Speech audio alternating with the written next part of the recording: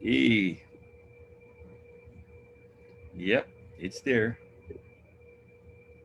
I can see the stuff flashing in the background, so I know it's live. Woo, boy. You know, cannot fool you, bro. You're like Mother Nature. You can't fool Mother Nature, bro. All right. Oh, it looks like we're up and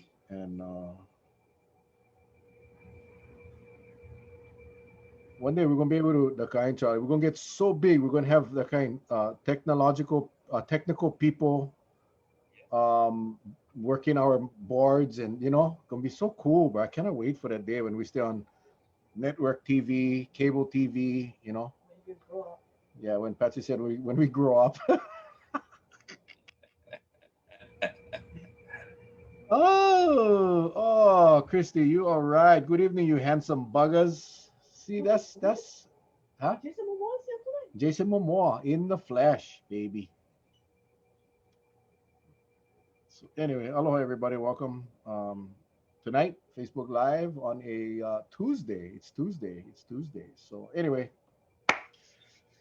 we got a good show for you tonight. We got Lana, Lana Hughes. You guys all remember Lana, OCCC guard that came forward on our show, started the action that the state had to take to deal with the ridiculous shortcomings of OCCC and actually the whole Department of Public Safety. A true hero. She's definitely a true hero, and she's going to come on tonight to talk. I know there's a lot of you, maybe not a lot. There's a lot of people, I should say, out there that rely on the number of people that recovered from this virus. So Lana's going to come on tonight and share with us how her recovery is going from COVID, and I think you'll Yeah. be surprised.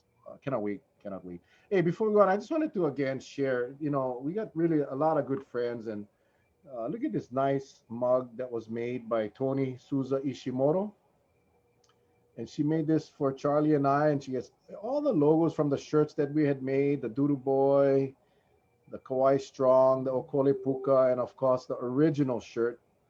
That all of these shirts generated over $6,000 that went to the Hawaii Community Foundation. So Tony Souza Ishimoto, she makes all kinds of things. People, she makes mugs. She makes what? Cake pops. She makes what do you call wraps for your thermal whatever you call them. What do you call those things? Flash. Flasks. Unbelievable, everything. So Tony Souza Ishimoto, hit her up on Facebook. Hit her up on Facebook, and just wanted to plug that in real quick. Charlie, Lanai, 4 cases, bro. Four Yep. cases on Lanai today. Yep. It's I don't want to say it was bound to happen because they did a pretty darn good job all the way to now, and they continue to do a good job. We don't know what happened, but I hope and pray that the contact tracing can jump on it right away too, because that island is small, and it'll be a travesty if the entire population comes down with COVID. You don't want that. You don't want that at all. All we know, it's 4 people. 3 people work for the same company. One of the medical people, and we know that it's travel related. So I know everybody's running around speculating that it's because of the opening on October 15th, but uh, it doesn't appear that way, and we'll know more in the coming days. But we know that it's a huge thing for us in Hawaii that Lanai, who we thought was isolated, protected from the virus. But it just goes to show, it only takes one. And Yep. so again, we'll make Nor again. Already people asking how many tourists landed there. There's no indication that it is from a visitor. It Mhm. appears to be construction workers. It appears to be people that have traveled to Lanai to work. So I'm not going to speculate. I'm just going to based on what I know and what I've heard, and we'll, like I said, we'll get the information as to you as we get it. Um, Yep. it's bad. It's bad, and it's yeah, too soon to be from the 15th opening. Yeah, I think you're right. I think we'll start seeing those numbers probably. November 1st around there. Well, I think we'll see the big numbers. Oh yeah, definitely. But I think we'll start to see some positives popping up within the next week or so. Um, but we'll have to wait and see. When you're looking at the numbers again, we talked about the 1 out of 700. You remember now the date, the time after infection, the time that you take before you take that test affects your results. So we don't know how many infected people are running around. And what we're seeing on TV, these visitors running around, nobody's wearing a mask. And, for whatever reason, I didn't know we had to. Come on. We had that whole discussion last night. I did want to, a good friend of mine, Charlie, he was trying to call me earlier tonight, and I was on the phone with my good friend from actually from Molokai. He was trying to get some information. But he was sharing with me that he just posted. He's from Molokai. He's on Oahu. He has a business, and he has some homes being built on the Big Island. That he has a general contractor working there. He has the subs. Everybody's there building homes for local people, and he needs to get over there to go and do an inspection of the job so he can start paying these people for the work that they've done.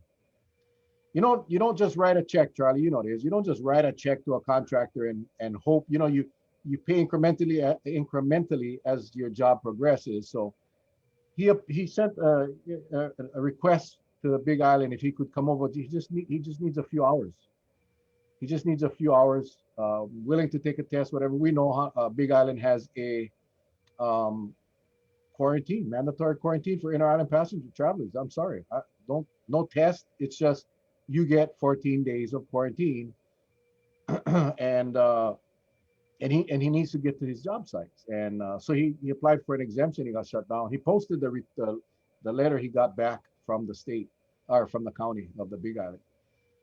And the reason I bring that up is because, and he puts that in his post. He says, you could come in from New York, or anyone could come in from a very hot zone, take a test 3 days before they leave, and go all over the Big Island, all over. Yeah, they got to take a test when they land, but they're free to go. And here's a local boy who is trying to build some houses for local people, and I mean, he's not a huge developer, trust me.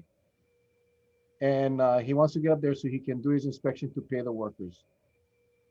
And he can't get it done. He can't do it. Can't get an exemption. Can't. Why So didn't he go the route to take a pretest to go over there? they don't allow that, Big Island. Or they allowed a pretest from the Trans-Pacific, but not inner island? Correct. He Hmm. refused to open them up to the inner island, the local people. Oh, And that, I think, is where the unfairness. That's what raises the tension between the locals and the visitors, because this guy just wants to, he wants to pay his workers, and he wants to get his project done so they can get those houses out to local people. And it's hard when you try to justify what they do. Uh, if the Trans-Pacific passengers going to the Big Island have to do a 14-day quarantine regardless, then it is what it is, right? You got to go get somebody else to go do your inspection from the Big Island, whatever. But when you it's how the hell you justify it? Why is it good for the guy coming in from New York, Arizona, California, Vegas, but the brother that's got to go a couple of 100 miles from Honolulu to the Big Island cannot, and only for the day, just to go out to the sites, inspect, pay his people, and come back home. Incredible, incredible. But that's the kinds of things, and you just gotta shake your head. You gotta shake your head. So lots going on, man. Lots going on. Lots going on. I told him, why not just find the cheapest flight you can catch to the West Coast? A $240 round trip, fly up to California, hang out at the airport, catch the flight back to the Big Island, get the direct to the Big to Kona, scot free, man, scot free. so what does he have to do? He has to go just inspect us the job site Yeah, yeah, yeah. potential. Well, ask him if he can get somebody over there and FaceTime, walk around with on camera. Yeah, I mean there's options. I think it's just the unfairness. That was the point I was trying to make. It's just kind of unfair when you think about it. Why are they being treated differently? That's I just got a message that starting November 21st, Mayor Harry Kim is going to allow the 72-hour pretest for inter island passengers. So in 1 month, right when the number is going to be busting, and then everybody going to get quarantined again. So we'll just see. We'll just see what happens. Um, Yep, Cynthia, discrimination. That's exactly what came to my mind. Is we've done everything, Charlie. This state has done everything to benefit the visitor. Even if they're giving warnings out to all the visitors that not wearing masks. But when the local people, remember when HPD went on that rampage and they just cited everybody got tickets. I mean, the whole state actually. It's incredible what we do, and I understand that's our industry. An industry that the backbone of the state. But I mean, really, when you think about it, shouldn't we be doing things to make sure that our residents, their constituents, are being taken care of? That's just the way I look at it. Do we And I have think Lana? that could be Lana, Lana. did she join us? Yes, someone's in the waiting room. I'm hoping it's her because it Yep. says iPad. It's got to be her. Yep, that's her. I'm so excited to have her on tonight. This woman has you talk about a There she journey. there You talk she about a is. journey. Yeah. She Can you said hear she's very nervous. She said she's very nervous, Charlie. So go easy on her, okay? us? Can you hear us, Lana? Okay, your audio. Cannot hear. the, your audio. Let me.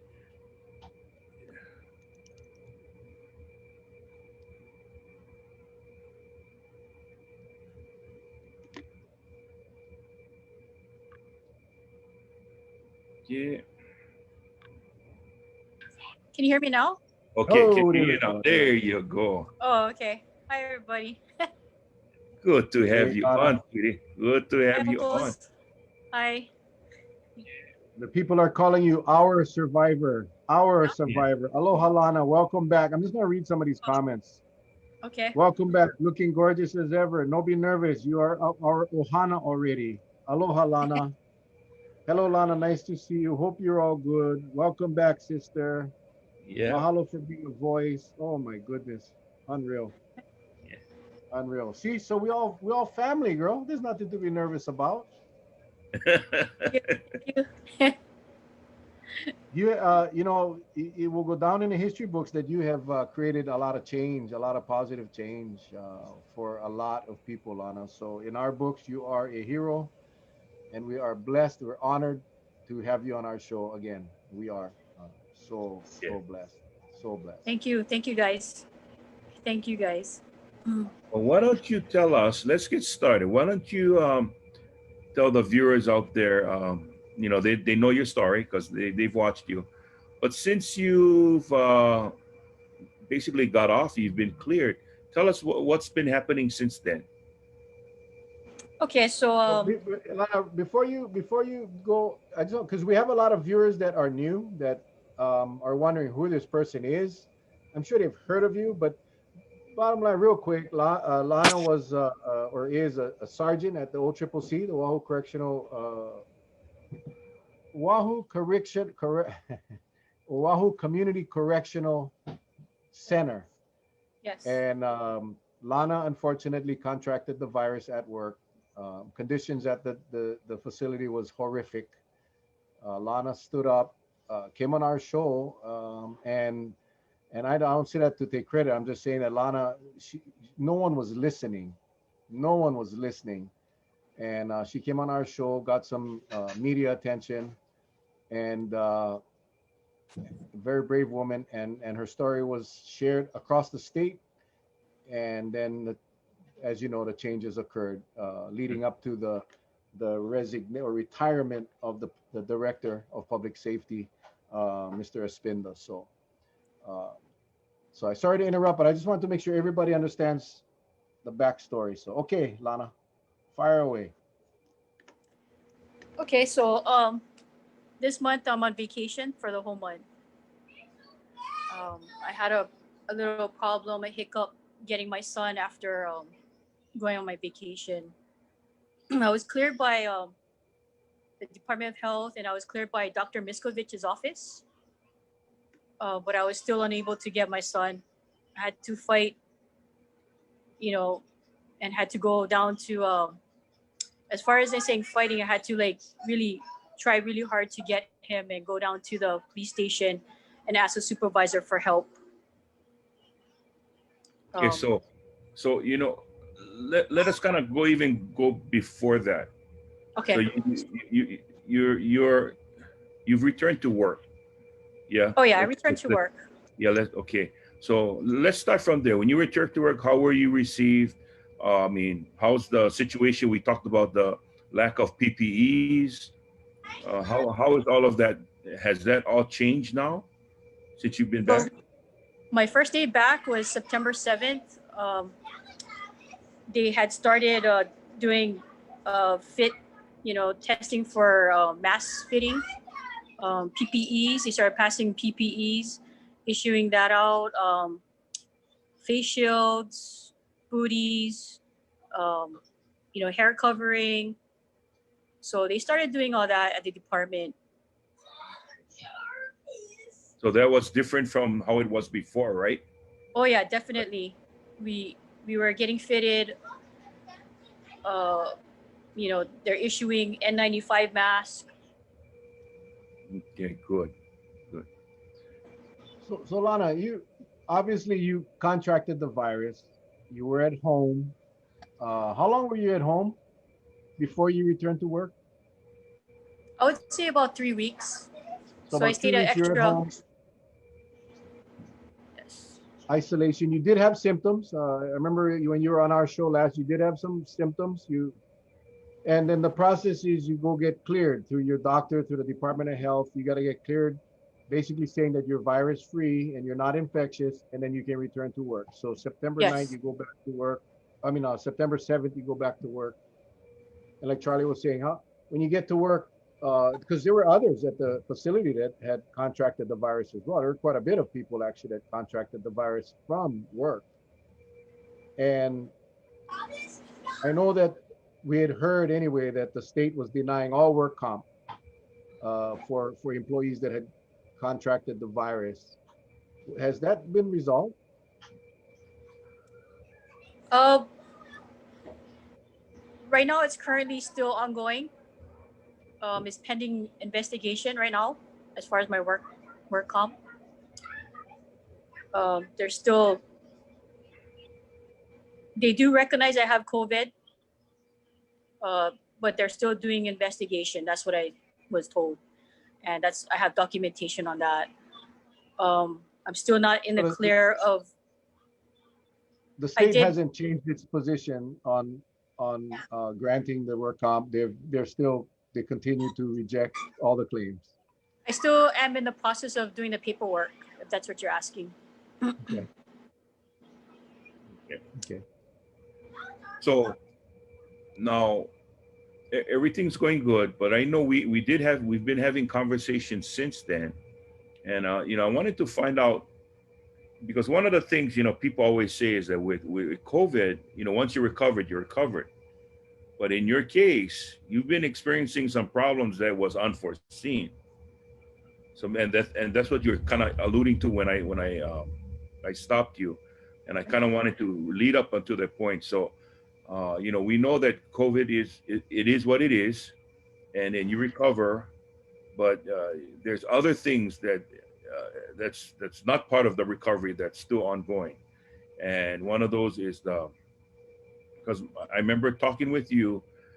You have shared custody with your ex-husband of your son, and Right. so you folks have equal amount of time. And so during COVID, for safety reasons, you had your son with your husband.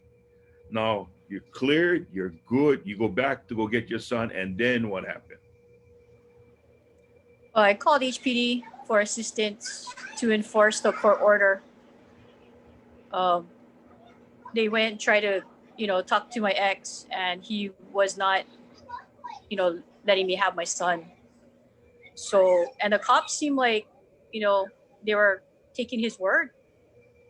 I showed him all documents. I had my court order paperwork with me. I had my Department of Health clearance with me at the time, the first time I went, try to retrieve my son. They said I was only able to talk to him. I couldn't hug him,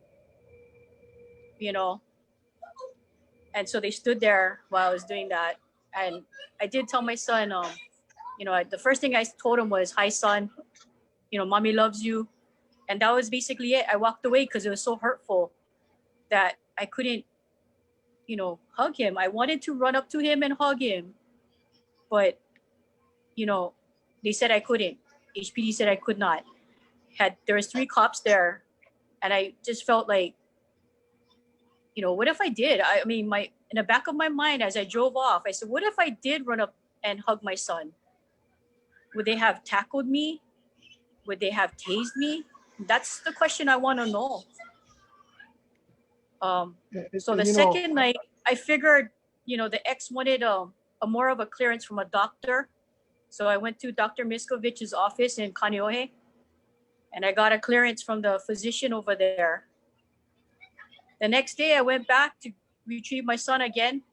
The same 2 cops showed up, and this is about maybe 7:30, 8 o'clock, because that's when the dad kind of comes home.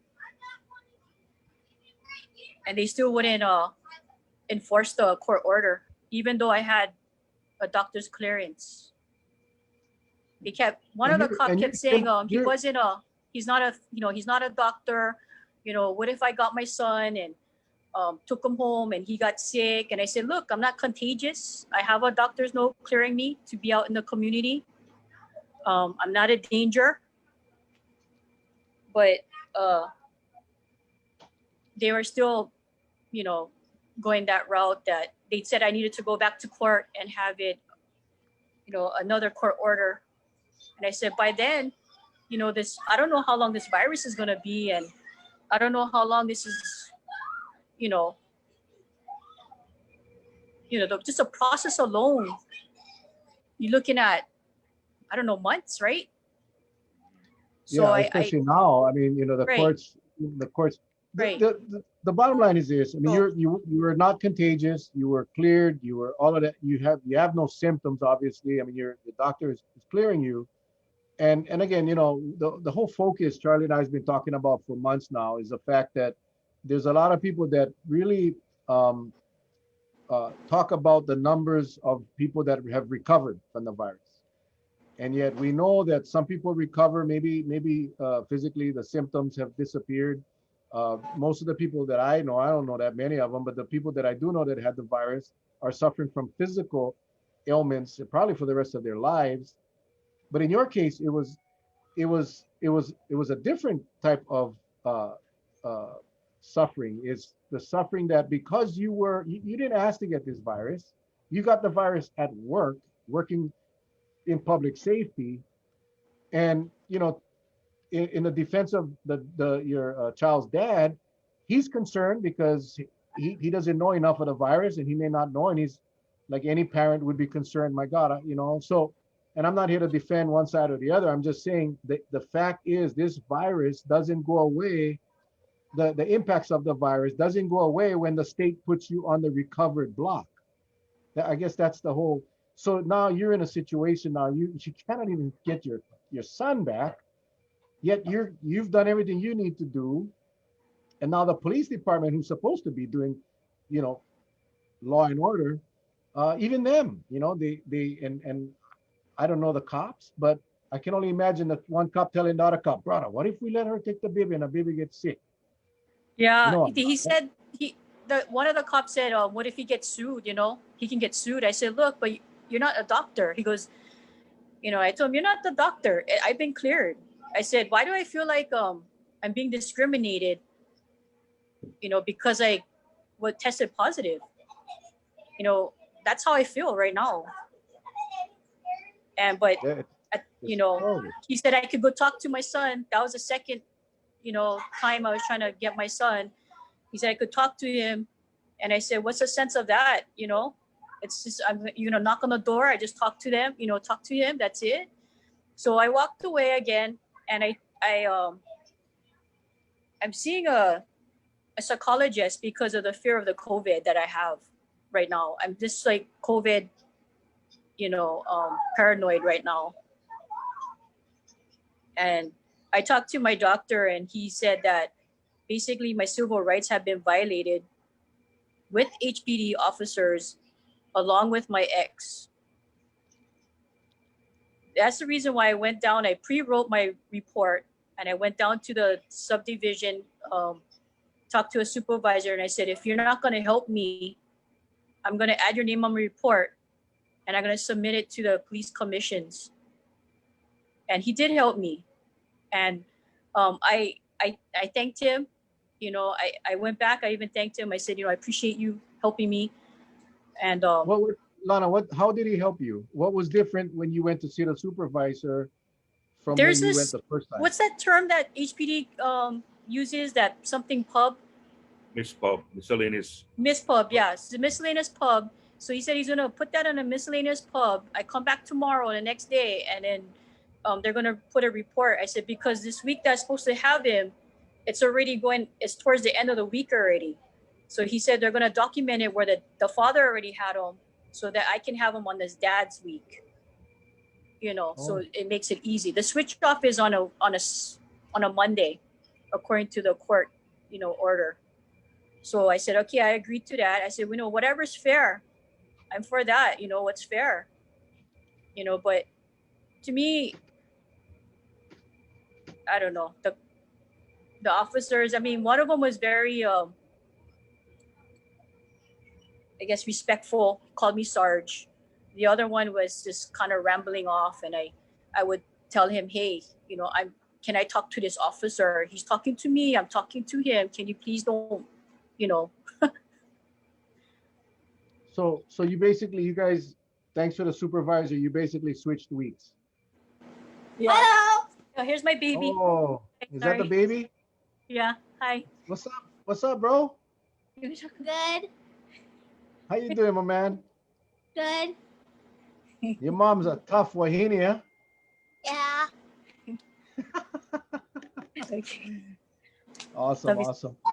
So you basically swapped weeks, and since then everything has been okay as far as the exchange.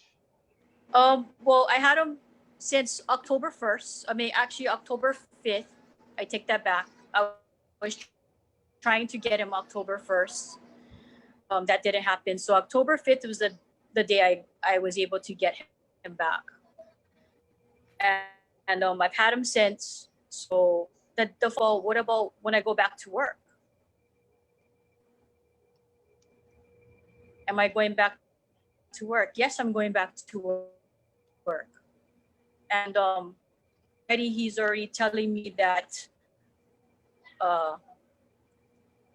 he's giving me problems already. I know I'm gonna have to call again just because of the high risk place that I work at. Oh, so now he's concerned. His concern is that you may be cleared, but you're going back into a high risk area, so you could possibly bring that Right, virus. and I could recontract the COVID. Yes, so he's concerned about that. But I mean, I told him the difference between now and then was, before it was pretty much, it was new. We didn't know the outbreak was that bad. Are you folks being tested regularly at the facility? Is there any From- kind of regular At the end scheduled of testing September when I policy? left, before my vacation, yes, they were. I'm not sure how frequently they're testing now. I don't know the numbers now. I kind of just blanked out work for this whole month. Wow. Yeah, you see, I mean that's the thing. I mean, so now you have this whole other you're paranoid. You're probably suffering from PTSD from COVID, from your experience that you had. I can honestly Um, tell you this, that I've never, I should say, I've never associated COVID. Uh, you know, the only place I associated COVID was at work. None of my family members have COVID. None of my close friends that I hang out with have COVID. None of my, um, so it was only up until I ended up having COVID from work, and that's the only place I can associate COVID. so now you said you're seeing a therapist for that PTSD, I guess. I'm not sure if you're diagnosed. Yes. You don't have to share any of that if you don't want to, but Yeah, talking uh, to him about work, how I am, how I feel, what's happening. yeah, because it's a scary thing. I mean, you because you got it, you had it, and the effects are. I mean, how's the health? How's your physical being? Is have you pretty much recovered from that? Do you still have some COVID fog at times? Do you have any of these other symptoms that people talk about with COVID I after would say they? so. I don't know if it's stress or what, but yes, I would say so. That's how come I'm seeing a doctor. I recommend who catches COVID from work fill out a workman's comp, because you never know if you're gonna have a relapse or somewhere down the line, you know, something goes wrong with your health and the doctor says it's COVID related, and at least you have some kind of documentation. If not, you have nothing. Document if you don't document, you don't have anything. It never happened. So if you caught it at work, please, put in a workman's comp, submit one. They can deny it. They're gonna try and deny it. And I'm so proud of you for sharing the fact that you're seeing a therapist. A lot of people they're embarrassed or whatever, but again, this virus just doesn't affect your liver, your kidneys, your lungs. It does affect your brain. It does affect and there's some issues that unfortunately stay with you for a long time. So I'm proud of you and thank you for sharing that very important part.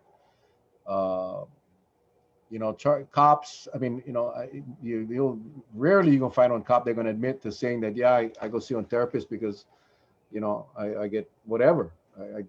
I get stressed or I get, we see things that most people don't see. We see real things that people see on TV and they're like, wow. And so like on TV, or if it's a movie, it's like, yeah, wow. And then when you got to see Right. that stuff in real life, most people are not built that way. You're not born with that ability to handle that kinds of things. So thank you for sharing that very important part, because it's probably going to be with you for a long time, that you gotta talk this thing through, because again, and I go back to this because I pound on this a lot, because COVID is a bad virus.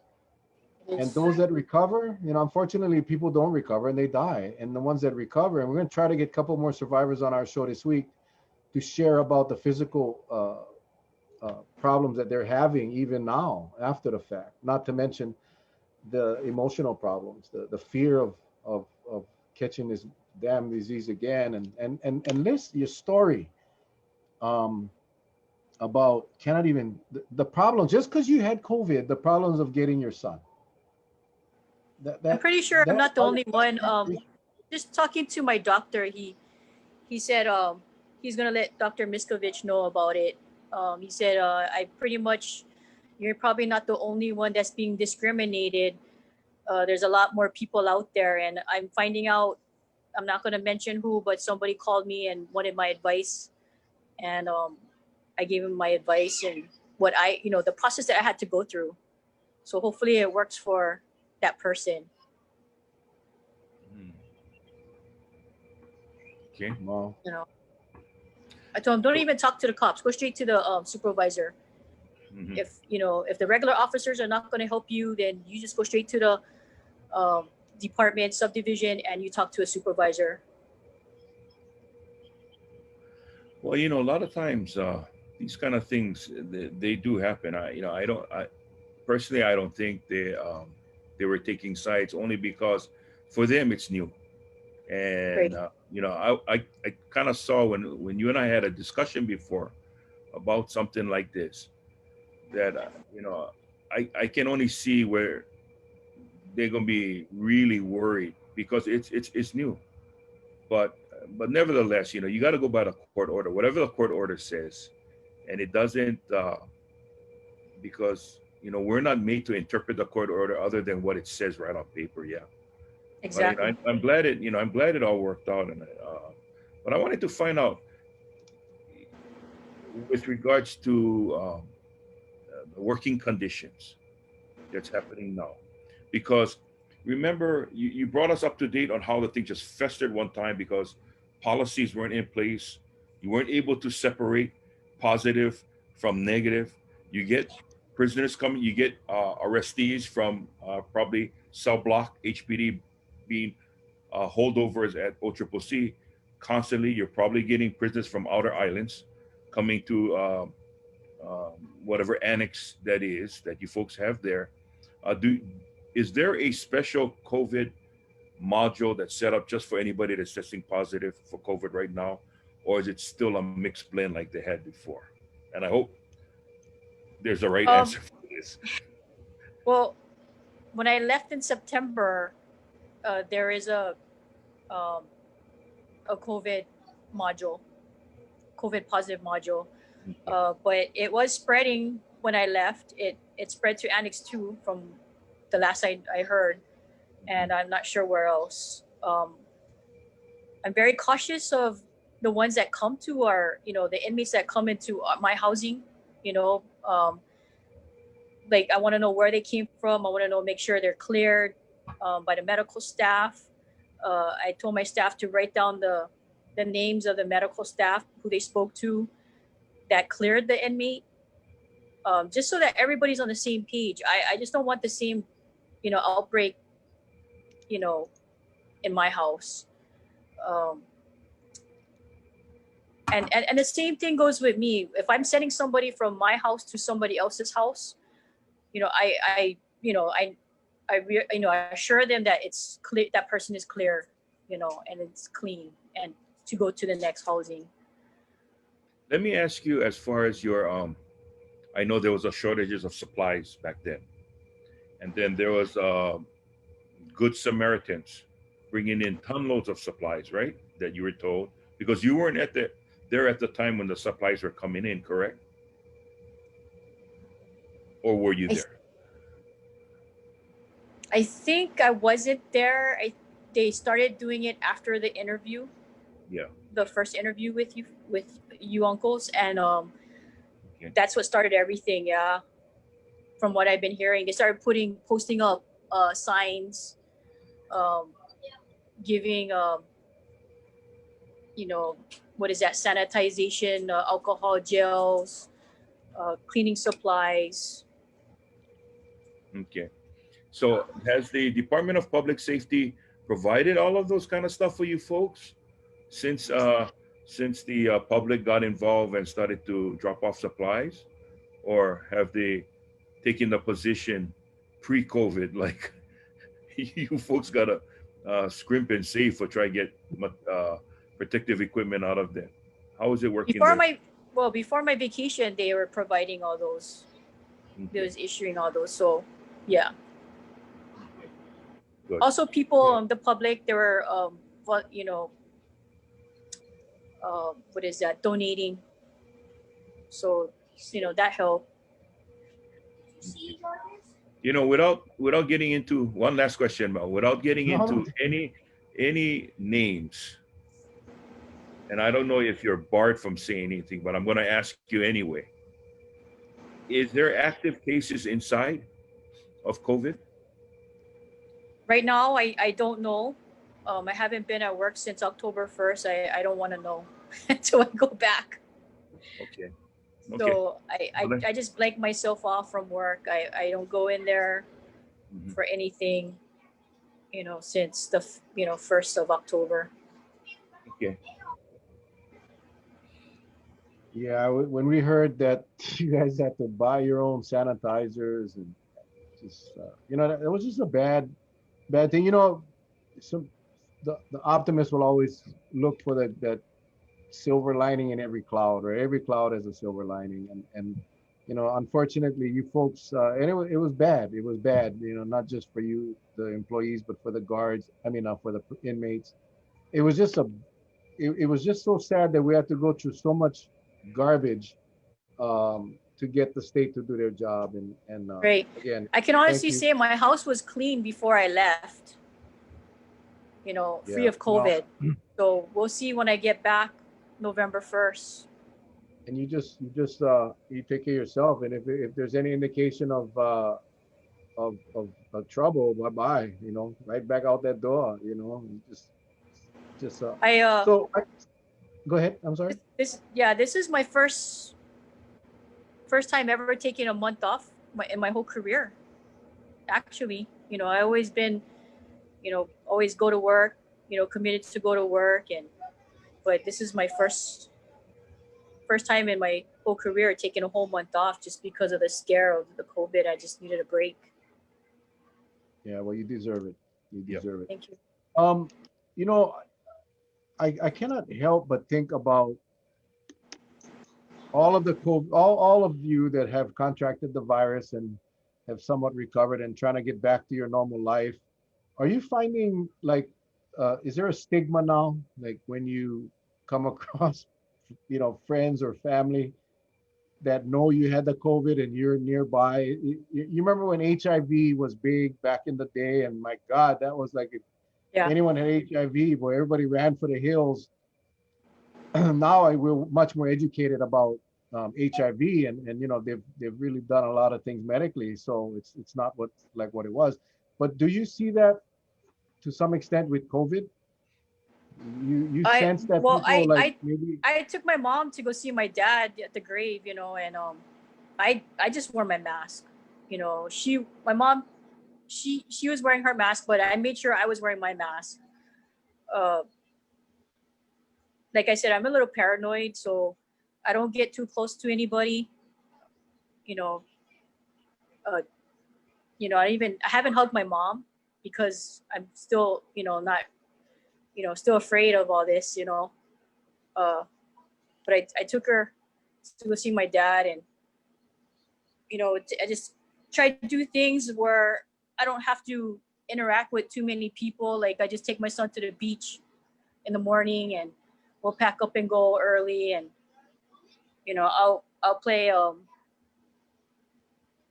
video games at night just to keep me busy, so I don't go out or I don't know, gather and stuff like that. so you still worried. You still Yes, that fear of contracting this virus again is real. yes, it's real. It's real. I was sick. Well, we know It's that, real. and gosh, and again, I mean, I think there's people really minimize the impacts of this virus once you get released from the hospital or once the doctors say you're pal. You get counted as a recovery, but you really don't ever recover. I mean, these things, You just, there's scientifically, you don't know yet. This virus, it's still unknown. So that's the scary part of this. Of catching this. You don't know what damages it's already done, or what damages is coming. Okay. So let me ask you, let me ask you this. Um, like, I mean, mentally, are you prepared to go back to work? Maybe that's the question I should ask, because you've been off for this month, and from September when you went back to work, it was pretty much just, it wasn't that long of a stint, right? So how many years have you been do you have under your belt right now? Over 20 years. Over 20 I want to years. say 21. So I have like about 9 more years left. Okay. So um, going back to work, because based on what you said, I can almost see a sort of like a dilemma, and I'm going to ask you that. Do you feel you have a dilemma because now you go back to work, someone's going to have to watch your child, right? That's going to be your ex. And when you're off, you get to see your child, but I guess you're worrying if you're going to go through that whole rigmarole again, right? I probably will go through it again, with the father. Mm. Um, it almost feels like I have to choose between my career or family, and I'm kind of like stuck in a hard position right now. I'm living the life, being around my son, my, hearing him laugh, it means a lot to me. Just the noise around my house, it fills my heart. And then going back to work, I know that it's going to be empty again. Hmm. Like I'll be going to work and I'll be empty again, not being able to see my son and just fighting the father just to see him and hug him again. But I told the cops too. I told them, I said, we don't know how long this is going to last. So if this keeps up, am I just going to see my son once a year for 2 weeks? Because the father wants me to self quarantine before I see him and make sure I'm all clear. So that's the problem I'm going through right now. It's a huge issue, that's in my head and in my heart. Well, hopefully somebody knows an attorney out there that can reach out. Because I mean, it sounds like I that's what did call my this. attorney that drafted the court order, the first, the current court order, and he was going to charge me over about 2 grand just to put a motion in and to have the child released to me immediately. I was Yeah, like, wow, that's a lot of money. yeah. It's really sad. I mean, obviously, you have to get some kind of resolution to this. I don't understand why the officers would. I mean, if and I'm just going to speak hypothetically, not in your situation because I don't know all the facts, but like Charlie said, there's a court order. The court order is the court order. That's what the officers must enforce. Right.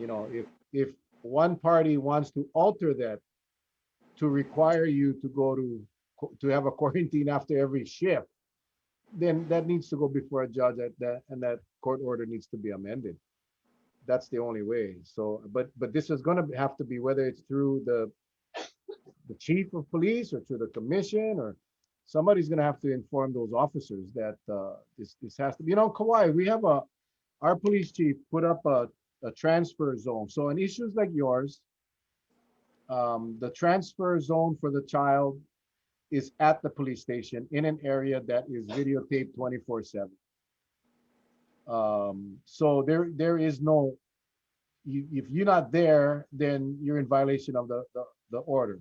Um, and if he wants to change the order, then he needs to do that in court. But that needs to be addressed, and that needs to be addressed soon with the department and saying, hey, this is the problem. This is happening, and officers are not. I'm I know I'm not Think the about only one going through this. You know, yeah. um, there's a lot of other people that's. I mean, like I said, I know somebody that's going through this right now. It's a child custody, shared custody, situation, and the mother was contracted COVID as well. And Well, I like I said, I just give them, advice and the process that I had to go through. So I hope that helped. I hope she got her daughter. She gets to see her daughter and hug her daughter, and it's not even her. It's actually you know the other half. Her boyfriend that works in a high risk job with COVID. So what do you do? I told my ex. I said, there's a lot of healthcare providers that medical providers, staff that work in the hospital, and they got to come home. They got to see their family. I mean, how does that work? well, that's the thing. I mean, if that rationale is used, and if the courts, obviously, then every police officer, every doctor, every nurse that have shared custody won't be able to see their kids. That's crazy. I mean, it's kind of Exactly. crazy. Yeah. I don't know what to say. It's just, Let me ask you one thing. Thanks, Mel. Um, it seems apparent, just by what we've talked about as far as the protection that you're using with regards to all the PPEs and so forth and so forth at work when you first went back to work. It almost seems from the first time when we first talked to you in the first interview, the level of protection wasn't as high as the now what you're saying as you went back. You have all these layers of protection on you, right? And you Yes. know, and you know, and you're aware, we have these anti-maskers that doesn't want to wear masks, but you've taken all the necessary precautions. Okay, when you went back to work, and this I think this goes back to what Uncle Mel said. Was the Department of Public Safety ever gonna do ongoing testing for you folks to make sure? Because the last time we spoke, I know there was a number like was 200, 200 something or whatever, and after that we never did hear anything in the news or out uh, that normally is released of the recovery of those inmates. So therefore, we're just assuming they just rode off into the sunset. Didn't hear anything after that, and I'm just concerned. But at the same token, I know you take a lot of precautions, right? So, Yes. is the Department of Public Safety continuing any kind of extra protection for you folks because you're working in close quarters? Are But they the doing? but the last I heard, the last one I was there, September 30th, I guess, was, Hmm? you know, they were doing testing. That's all I know, and the extra protection and stuff like that. So, um, I don't know about now. It's been 3 weeks. I don't know. I just haven't been keeping track. I haven't called anybody at work. I haven't been really talking to anybody at work. No, the only reason why I say that is because the point I'm trying to make is with the amount of protection that you folks are using now, I think if you explained it to him, now I don't know if he's gonna comprehend what you're saying, but I think he would appreciate you even more knowing that you as a frontline worker, you have gone that extra step to ensure safety. It's just the employment, where I work. It doesn't matter. I already told him. I said I wear a respirator. I protect myself. I wash my hands. I sanitize. I wear the PPEs if need be. He doesn't. He's just he has that block in his head. This is it's a personal issue. That's how I feel. It's a personal issue. Okay. Well, the personal issue doesn't trump the court order, Or and Right, and you're right. and the officers there, for whatever reason, I mean, what they should have done at that point was, and trust me, I'm the last guy that likes to criticize police officers Monday morning quarterback, but at a point like that, that's why you have supervisors. That's why you have lieutenants. That's why when you're in a situation like that, it's new. We've never had COVID before. The guy has a valid concern. Hey, man, she had COVID. I don't want my son going with her. She might have COVID. I understand that. Just being the objective guy. Don't know you. Don't know him. Um, what the hell we do? You call your sergeant. That's what you do. And if your sergeant is dumbfounded, then you call your lieutenant. I mean, that's just how that works in that environment, and that's what should have been done. The last thing you do is you don't allow or you don't enforce a court order. Uh, you had the credentials, you had the medical clearance, you had everything that was necessary. So if you didn't have that, I honestly, if I was a cop at the scene, you didn't have a doctor's paper, you didn't have that. I honestly, I would say, you know what, sister, I'm not gonna enforce this court order because I don't. In fact, stay 10 feet away from me, ma'am. You know, That's what they um, did. hell yeah, I would be like, whoa. I just being honest. That's what I would. Charlie, we probably do the same thing. It's like, whoa, go easy. You know more that Yeah. you know more the paperwork. But with the paperwork there, and the fact that the Department of Health cleared you, um, the fact that they were concerned that they were gonna get sued by him, they should have been concerned that they weren't gonna get sued by you Right. for not enforcing that court order. So, I could man, understand the first time, trying to get my son, retrieve my son, and I only had like the Department of Health. I didn't have a physician clearance. So I took the extra step, and the very next day I went to see Dr. Miskovich's, clinic. I went down there to get a clearance, and apparently once you're positive for COVID, you're per CDC guidelines, they're not going to test you again. Well, So I just hope you guys can get that thing squared away. I mean, it has to get done. Hopefully one of our viewers out here know a very generous attorney that might be able to help you, because it's these things cost so much money and it's so unfair. You didn't it ask. does. He was Yeah. telling me I gotta, go to court, and I said, no, you go to court. If you want to change it and amend it, you go to court. I said that has nothing to do with me right now. A court order is a court order, and I explained that to him too. And it's and that's not just for me; it's for everybody. Who has shared custody of their children. A court order is a court order. Hmm. If you're cleared from the doctor, especially if you have COVID and you're cleared, you're cleared by Department of Health and you're cleared by your physician. There is no reason you shouldn't be able to hug your keiki, yeah. You know. And every day when you watch the news and you see that new cases come up, whatever it's 91 or it's 64 or 200 or 300, every single day where more situations like yours, and it may be just like yours, it may be someone that is being treated differently because they had tested positive and people are afraid of them. Every day that number is going to grow. So our society, whether it's the police departments or the courts or whatever, is going to have to adjust to that, because this is the new norm. Yeah, Hmm. we're not talking about a broken leg that heals after 6 weeks or 2 months or 4 months. You go back to, no, we're talking about a virus that people are still learning about.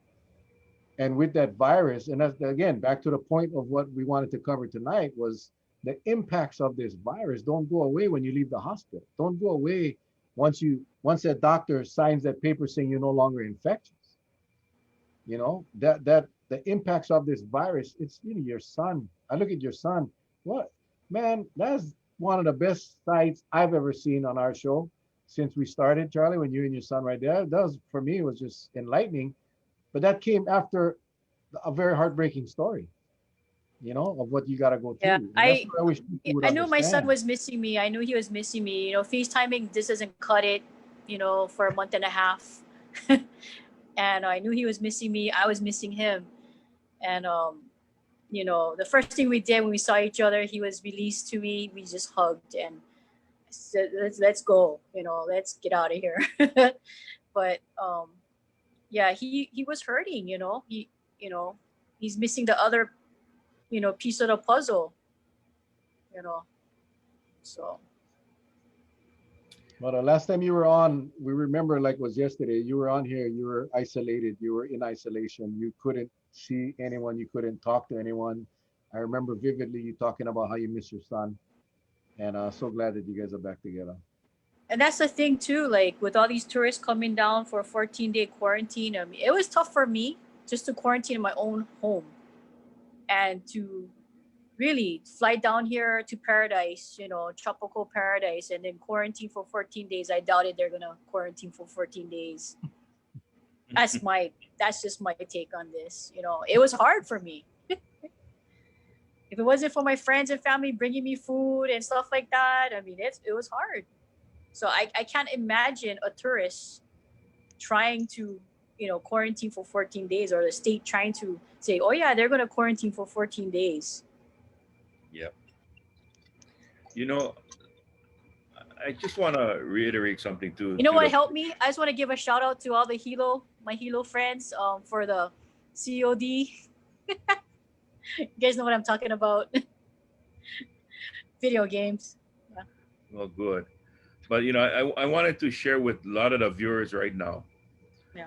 I think the real purpose and the real the cause and effect, what we're talking about now, is having an understanding. First of all, you're better off not contracting the virus at all, because if you do, step one is your physical health got to rebuild. When you recover from that, what they should do, and Mel said this earlier, he said, they shouldn't put down recovered. They should actually use the term released from the hospital. Okay? Because part of the recovery is now what you went through. You've got emotional scars, right? You definitely gonna get the monetary side, especially those who gets hospitalized. I mean, you hear horror stories. Guy being in there 60 something days, he comes out, he feels like a champ. They said, you know what? Uh, you may leave the hospital, but COVID never leaves you. And this guy's gonna run around with a bill of about $1 million plus. I mean, and even if you had to pay 20% of that, people just don't pull up 20%, 200 grand, you know, out of their back pocket. It just doesn't work. So I think what everybody needs to understand is the best thing you can do is just stay away from this darn thing. In your case, it was a mystery, right? Because in the beginning, you had this prisoner release program because they were worried about COVID. And under their noses, because without proper planning, the Department of Public Safety, Prisons Bureau, they were mixing COVID with non-COVID. And that's when everything would go haywire after that, right? So, Yes. I think the viewers need to they need to know, and you're just one segment. You got a lot of other places. I mean, look at the other day, Arcadia, one of the longest running nursing homes, senior assisted living centers. A woman who is loved by everyone in there, 25 years at the Arcadia, lost her life to COVID. And you wonder, how is that possible? Hohai Nani over in Kaneohe, right? One person infected. So now, who knows? Who knows? It's I believe it's an employee. They haven't said anything about it, but we know. But it's stuff like that, and people, we just got to be careful. You got to be careful. Now I gotta ask, have you had any recurring symptom whatsoever? Any issues? Uh, may have been sporadic or came and went, or will you feel that you have completely the virus symptoms have completely gone and you haven't I had don't know any? if I'm always forgetful. I don't know if that, forgetting or unorganized sometimes. Um, That's the one they call the COVID fog. And people, when I say that, people think I'm trying to make a joke, but no, yeah, that's like the I feel feeling. like I'm unorganized, like I'm trying to get organized and I just can't. Yeah, and that those are the subtle. Some people obviously have more severe, uh, but that's frustrating. Yeah, when you got to deal with that, it's frustrating. Like I We've have to had go back and look and, almost like, okay, did I do that? Wait, did I do that? It's like that's what's happening right now. so the bottom line is to say that you have completely recovered from COVID is probably not a very accurate statement, right? I wouldn't say so. Oh, That is, yeah, man. It's always tough, man, when we're dealing with real yeah. humans who dealing with real issues. Charlie and I, around this time, we're usually cracking jokes already, but we're not gonna do that. It's like not, man, my heart hurts. My heart hurts for you because of all that you gotta go through. And it's not like you had go drink and drive and crash your car and got hurt. And no, man, this is just doing your job, protecting the people, protecting Right, the it's community, performing my performing duty your duty. exactly. And now you got to deal with this collateral effects of this crap, and it frustrates me. I had someone give me an article. I read this article about this gentleman, just to let you know. And the wife's a nurse, and he was in hospital 68 days with COVID, and he got better. He was released, but because of the damage was so great, after he got released, he got a heart attack, and he could never recover, and he died. So I know there's individuals out there that had COVID that had a lot of physical scarring internally. And that's the part that Mel and I have always trying to tell people. You can talk about the recovery numbers, but how do you talk about the internal scarring that's never going to be able to be like new again? That's really going to hurt your immune system in trying to rebound should you get one typical cold. I mean, if your lungs is all jam up, what do you do? And I think like in your case, you had lost all sense of taste, right? We talked about the first time, and it Sense was, of taste and smell for at least 3 weeks. I mean, oh, then when you lose Charlie, it, imagine that, Charlie. huh? Can you imagine if you couldn't taste your Snicker bar? Well, It's hard, well, and you can't smell it. You can't smell it. but normally when I eat, I don't smell and I don't care. Just long I feel that thing in my mouth filling up. That's all I care about. Or you should have seen the first time I couldn't taste. I put the chili pepper water on, and it was like on my lao lao, and it was like super hot. I couldn't even taste how hot it was. That's how I knew. I was like, oh, it's something. Yeah, Yeah. no more That's, I taste. forget. I forget So I what don't know doctor what. came on. One doctor came on our show and said, you know, the fever, the all the other symptoms can be attributed to the flu, but he said once you cannot taste and smell, oh, automatic. That's Mhm. the COVID trigger. That's the one, man. If you cannot taste and smell, You don't even chances want to eat. You don't have an appetite. You don't want to eat. That was Dr. DeWorkin from the Big Island. He said, I forget who it was, but see, I get COVID fog, and I never even get COVID. Not that I know of it. Man. So Lana, we coming up to the hour, and man, you did a great job, man. You did a great job. We can talk to you all night long, but one of the things Charlie and I we talked Charlie talked about a little while ago about don't put yourself in a position that you can catch this thing. We got to protect ourselves, and we very thankful for people like you that's got to go into those dangerous areas and gotta do the service. You gotta provide the service, do the job, so we're all safe. But what's your message to people watching that maybe think they're not gonna just get them, maybe think that it's not that just bad? just wear your mask. Be just make sure you wear your mask. In public, especially in public. Um, sanitize your hand much as you can, and social distance. Just stay away from everybody. I mean, it's sad, but you know, it is. It's sad. You see your friend, you want to go hug your friend, but you want to hug your friend's mom, and you know. So yeah, wear your mask, wash your hands, sanitize your hands, social distance. You know, that's all you can do. That's all we can do right now. yep.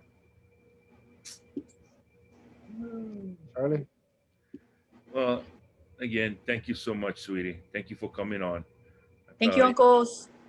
I appreciate you coming on, sharing your story, giving us an update. The best update you could have given the viewers is just letting us see Nathan and you folks are doing well. That's the good thing. That's a they always talk about that silver lining, right, in the story. And silver lining, you got to be with your son. To our viewers out there, today did a lot of messaging out there talking about the mask because a lot of people are frustrated with our travelers coming to Hawaii with no mask.